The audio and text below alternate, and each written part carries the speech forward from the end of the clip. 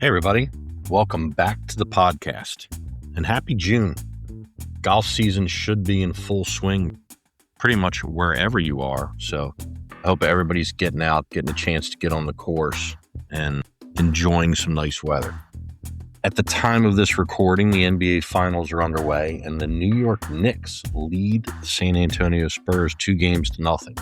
I was having a conversation with one of my sons the other day who was asking when the last time the Knicks were good. And I said, well, they have been good in my lifetime. The problem is when they were good, Michael Jordan was good. And it's tough.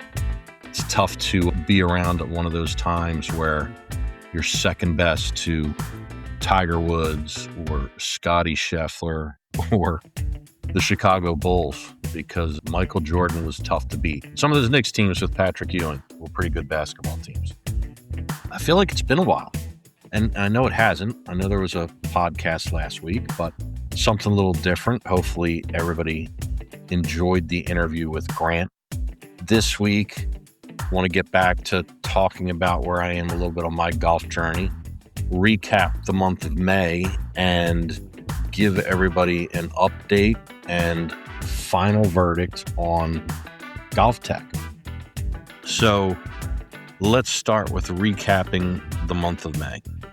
In the month of May, I played 9 rounds of golf. Then over those 9 rounds of golf, I averaged 90 strokes. Right on the money, 90.00. That was a 44.67 on the front, 45.33 on the back. The good news is, from a year-to-date perspective, I had my best month of the year in terms of greens in regulation, averaging 4.78 greens in regulation per round. The best of that coming on May 24th, where I hit 7. The worst of it on May 16th, where I hit 1. But still an improvement over the month of April, where I was at 4.22, the month of March at 4.25, February at 3.70, and January at 3.20. So that number is moving in the right direction. From a scoring standpoint, the 90 is my second best month of the year, better than the month of April that came in at 91.11. Better than February that came in at 93.5, and better than January that came in at 93.6. But 2 strokes off my best month of the year, which was March, where I averaged 88 strokes per round. And the big difference in looking at that is putting. In the month of March, I averaged 31.88 putts per round. In the month of May, I averaged 32.89 putts per round.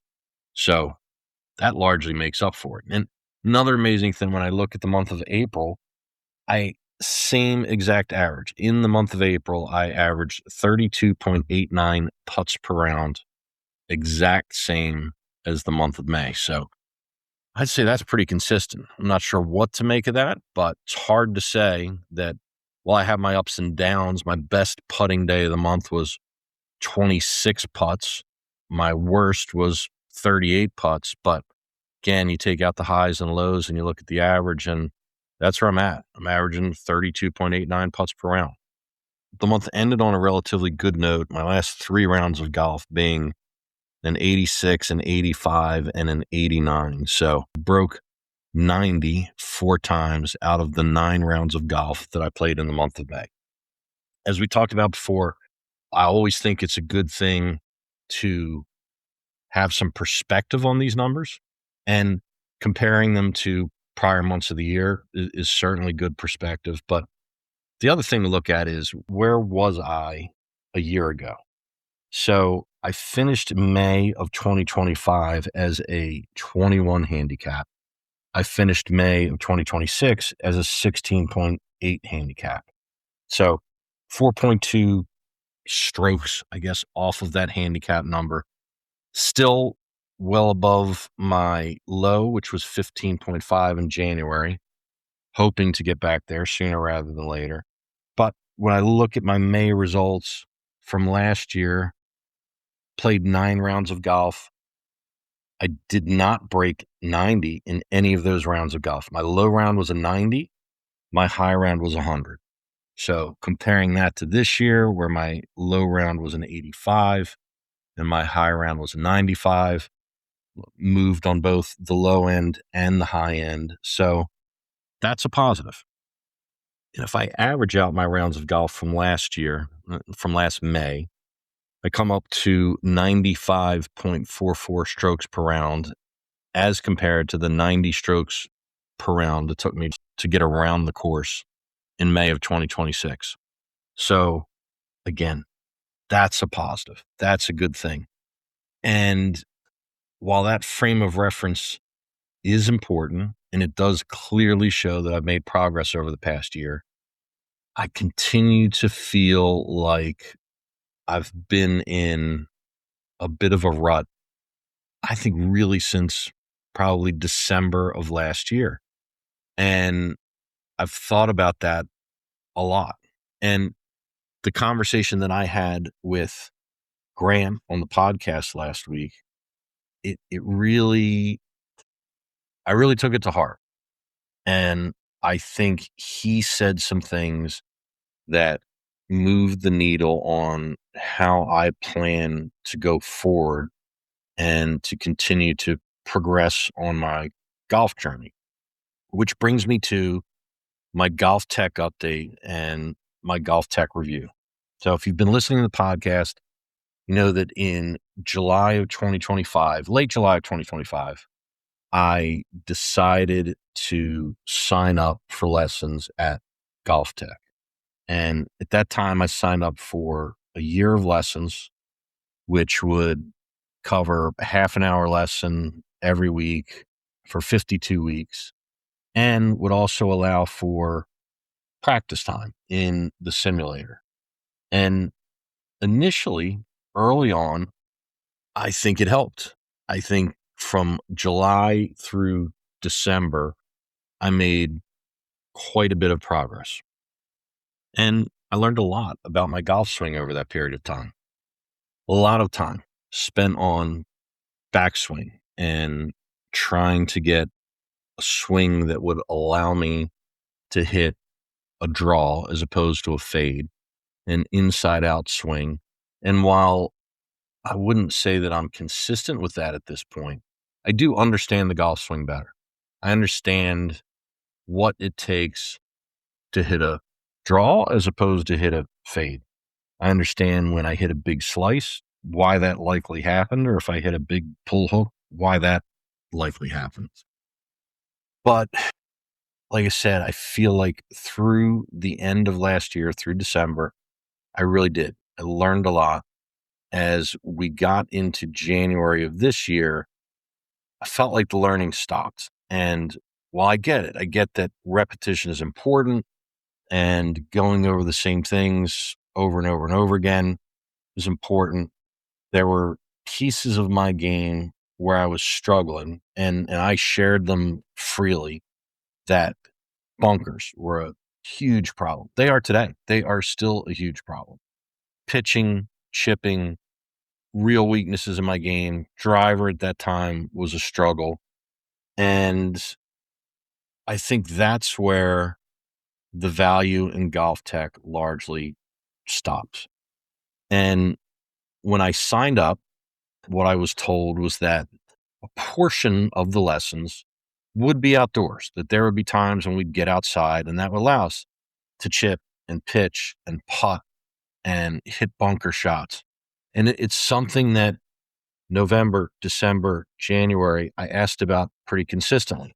When are we going to get outside? When are we going to get outside? And understand that we're in South Florida. So it's the best time of the year to get outside. As you listen to this, you might think, well, it's wintertime. You can't get outside. No, it's the time that you want to be outside if you're in South Florida. So after months and months of asking, finally in February of this year, Reggie and I did get out to the golf course, and I talked about it in episode 8 this year, which was a Bunker Yips episode.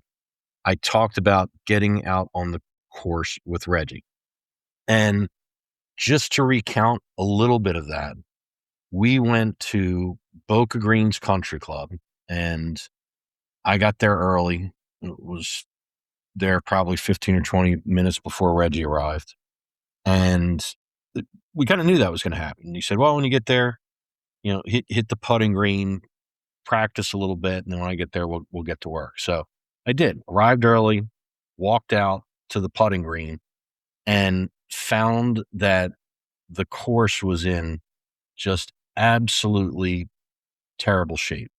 Now, funny enough, a couple of weeks ago, I came across a video. And I'll post a link in the show notes, Henry Grillo Golf, and it's titled, I Took Grant Horvat to the Worst Golf Course in Florida. And in this video, they go to Boca Greens Country Club. So if you don't believe me, go out and watch this video. So I walk in, I go to the putting green. There's no way to putt. There's no point in putting. When I realized that, I went back out, sat at my car until Reggie arrived, and he said, hey, I'm surprised you're not out there putting. And I'm like, where am I going to putt? He said, what do you mean? I said, the greens they're not even fairways. I mean, they're like rough. There's no putting out there. I mean, it's just not possible. I went on to talk about that when we played the first hole, they had put a hole at the end of the fairway so that the hole was no longer on the green because, again, the greens were just completely unputtable. Basically, they dug a hole in the fairway near the green, and that's where the hole was. And when we got close and I hit a shot in, and maybe I was 10 or 15 feet away from the hole, Reggie's like, well, what are you going to do here? I was like, I don't know. I guess I'm going to chip because in theory, I'd be at a place where I could putt from here, but I don't know how I putt. And when I say fairway, I'm using the term loosely. Fairway is a strong term for what was there. So all that being said, that the golf course was in absolutely terrible shape. And I don't want to go back into the whole thing, but we did go to a bunker. It did go really poorly. And we had bunker shots for, I don't know, half an hour, 45 minutes. And I think every time he made a suggestion, I just got worse until finally he said, you know what, forget it. Forget trying to pitch out of a bunker. Chip. Use your wedge like a putter. Just take a smooth stroke and chip out of the sand traps. So we'll work on it again, but whatever I'm telling you is just not getting through. So rough day in the bunkers, but I did actually get something out of that lesson. And I felt like that the things that we talked about that day, the things that I learned, whether I was able to replicate them while I was out there or not, were meaningful. And then I would go out to the golf course and work on those things. And I do think that ultimately it helped my ability to chip and pitch. But that was it. So now we're in June. For the next, whatever it's been, 3 months, the lessons have been back indoors. And I think it was a couple of weeks ago, Reggie said, well, Boca Greens is closing. We're going to have to find another place where we can go out and work. And he did say that they had come up with a deal with a new golf course to be able to go out there and use their facilities, and that we're going to get out there. But I think a lot of things came together in my mind over the past couple of weeks. And I think I've known for some time that Golftec was not the answer. And if I wanted to see my game continue to progress, I was going to have to make a change. Now, again, in one of the episodes, I talk about having to sit down with Reggie, explaining my frustrations, telling him that I've plateaued, that the things that I need to work on just are not getting any better. And we had a good conversation. And I absolutely believe he wants to help and he means well. I just think that there's some things that you cannot learn indoors in a bay. They have to be learned. They have to be practiced on a golf course. And that's one of my disappointments. So when I go back to the Boca Green story, I can't help but think when I went out there and he said, hey, I'll be 10 or 15 minutes late. Go ahead and start putting.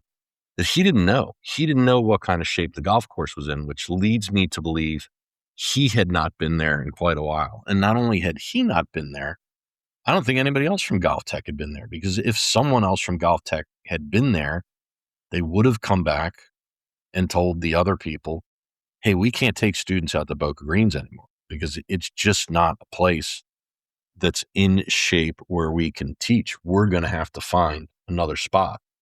We were there in February, and the only reason they're finding another spot now is because they closed Boca Greens and it forced their hand. So for this year of lessons, I paid $4,000. And again, the more I think about it, the more I think they have no real intention of taking people outdoors, that their teaching method is indoor in the bays. And I get it. That's fine. And then I think up front, they should tell you that. And they shouldn't promise time out on a golf course, because it just didn't come together. And I also think that for someone new to the game, I do think there's a lot that you can learn in a bay when you're just swinging a golf club for the first time. I'd been swinging a golf club for a while, and I got some good learning out of hitting balls out of a bay. But there comes a point in time where you've got to be on the course. You've got to see if the things that you're working on inside carry over to the outside. And they don't always. So that's a disappointment. And tie that to the interview last week with Grant, where he talked about that he owned a Golftec competitor one time, that he owned a studio just like Golftec, did the same thing, worked on backswings, and just found that it didn't always tie out to making people better. That ultimately there are lots of different backswings out there. What matters is what happens at the point of impact. What your golf swing, what your backswing looks like doesn't really matter as long as your impact conditions are, you have quality impact conditions. And the one thing I struggle with is low point and golf ball first contact. There's days I'm better at it than others, but there's days where the fat shots and thin shots show up. And he made it very clear last week that if you want to be a better golfer, that's the thing to work on. That you need to work on low point. You need to work on contact with the golf ball first, then the ground. That removes those fat and thin shots. And sure, things can still go wrong. You can push it right. You can hook it left. You can hit it short. You can hit it long. But the place to start is impact. And that's what I've got to do. And I just don't think I can do that indoors at Golftec. So it was, again, I felt this. I knew this months ago. And after the conversation with Reggie, I was hopeful, all right, we'll turn things around. We'll get back going again. But it didn't happen. So I think tie that to the fact that, again, was a 15.5 handicap in January. And for the rest of the year, I floated really somewhere in the 16.5 to 17 range. So I have my ups and downs, but legitimately, I think that's where I am right now. I'm a 17 handicap, and I just don't see any progress. Now, again, a piece of this is me, and that I've talked about it on the podcast. It's no secret. Life has been really busy. Work has been really busy. I'm not practicing nearly as much as I had at one time. Now, the only practice I get is if I show up to the golf course early before my round of golf and hit some balls. Other than that, nothing. No driving range, no putting, no hitting balls in the garage, because I'm working. That's what I'm doing.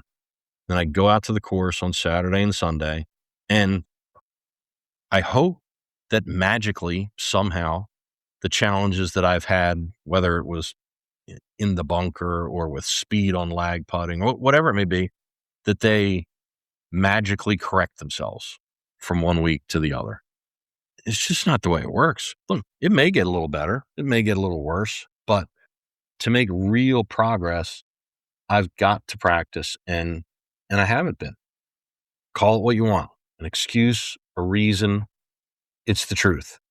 And the good news is I know that, and it removes a little bit of the frustration, the feeling of I'm not getting any better, because it's an unrealistic expectation to think that I'm going to get better without practicing. And yeah, going out and playing a round of golf is practice, but it's not specific practice. It's not working on chipping, pitching, putting, bunkers, again, whatever that may be. Unless those situations happen to arise. And I can tell you, I avoid bunkers like the plague. Gotten pretty good at it, which is the good news. Oh, I'd rather hit a ball. If there's water right and bunker left, I'm aiming right. If I plunk one in the water, it's generally less of a penalty than putting one in the bunker on the left. Because if I put it in the bunker on the left, it's a really good chance that I'm going to blade it over the green and into the water anyway. So I've learned to avoid bunkers like the plague, but that's not making my golf game better. So I'm not sure exactly what the next step is. More to come on that. But what I am sure of is that any time spent at Golftec would be time better spent with a shag bag, a bucket of balls at a driving range or a putting green or a chipping green working on my short game. I absolutely believe that. So never been a fan of wasting time. It hurts a little because I spent the money. So I'm going to walk away from a portion of that investment. Not a huge portion. I've largely gotten my money out of it, but I'm walking away from some of it. And I just think my time will be better spent elsewhere. So the final verdict, my final Golftec verdict is, like most things, it's not for everyone. If I had to do it all over again, I wouldn't have signed up for a year. 3 months, 6 months tops, and then moved on. If they really did sprinkle in outside with the inside, I think there'd be a lot more value. I wouldn't even care if it was take 5 students out to the golf course and work with all of us at the same time on bunker shots. If it wasn't a private lesson, it wasn't a private lesson. I'd be fine with being out there with other students and having instructors out there to help teach us part of the game. But it does. It bothers me that they sold that as part of what they do. And the facts point to it's not what they do. They want to be indoors. They want to be in those bays. They don't want to go outside. And I think it's a disservice. I think it's a disservice to their customers. It's a disservice to anyone who's trying to play better golf. So if you're new to golf, if you're just learning to swing the golf club, I think swing evaluation is a good thing. I don't see anything wrong with spending 90 days there. I think you do learn a lot about swinging a golf club and how path impacts how the ball moves. But ultimately, I think real learning happens on real grass with your feet above the ball, below the ball, with the grain, against the grain, in deep rough, in fluffy sand, in packed sand. And those are the things. Those are things you've got to work through. Those are things you've got to do to get better at this game. And then there's the piece of just grinding to be a better ball striker. And I've got to get back to it. I've, again, talked about it before, that I have Rapsodo, have a net, have a hitting mat, and I would go out into the garage every night and just grind away with irons. And my iron play got better. I would say that my iron play is worse today than it was before I started at Golftec. Some of the other things have come along to make up for it. I do think my short game's improved, my driver's improved, my putting's improved. But when I was grinding in the garage every night, I was hitting better irons on the golf course. And I've got to get back there. I've got to get back to working on impact conditions. And I think that's going to be my mantra is I have got to be able to make ball first contact. So that's it. That's the May update. That's the Golftec update. Like I said, I'll share a link in the show notes so you can see Boca Greens for yourself. And it's too bad, honestly, because it was a nice layout. I could see that there was a time where I bet that was a really nice golf course and somebody just let it go. That's not Golftec's fault. It's not Golftec's fault that the golf course got away from whoever owns it, but it is their fault that they weren't out there frequently enough to see that going on and find a different place to go out and teach students how to play golf. As an extra added little bonus this week, I came across a video from the great Robin Williams. If you've seen it, watch it again. It's funny. If you haven't seen it, I hope you enjoy it. But basically, it's a 2-minute bit on the invention of golf and made me laugh. So I hope you enjoy it. Thanks for being here, everybody. I do appreciate it. Again, summertime. Get out there and play golf, and I'll talk to you next week.